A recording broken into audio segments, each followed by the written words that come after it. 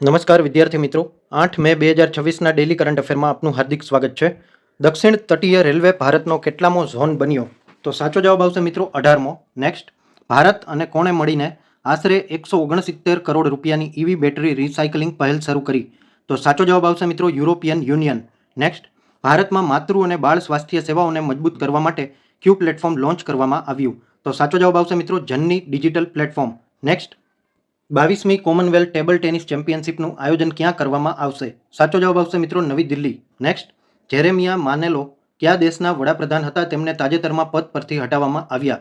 તો સાચો જવાબ આવશે મિત્રો સોલોમન આઇલેન્ડ્સ. નેક્સ્ટ, ભારતની પ્રથમ સ્પેસ ટેક યુનિકોર્ન કંપની કઈ બની? તો સાચો જવાબ આવશે મિત્રો સ્કાય રૂટ એરોસ્પેસ. નેક્સ્ટ, કયા ભારતીયને કેમ્બ્રિજ ડેડિકેટેડ ટીચર એવોર્ડ 2026ના દક્ષિણ એશિયા પ્રાદેશિક ખિતાબથી નવાજવામાં આવ્યા? તો સાચો જવાબ આવશે મિત્રો સોમા મંડલ. નેક્સ્ટ, મે 2026માં ભારતની સ્વદેશી સેલ બ્રોડકાસ્ટ સિસ્ટમ કોણે લોન્ચ કરી? તો સાચો જવાબ આવશે મિત્રો જ્યોતિરાદિત્ય સિંધિયા. નેક્સ્ટ, અશ્મિભૂત ઇંધણથી દૂર થવા પર પ્રથમ આંતરરાષ્ટ્રીય પરિષદ કયા દેશમાં યોજાઈ હતી?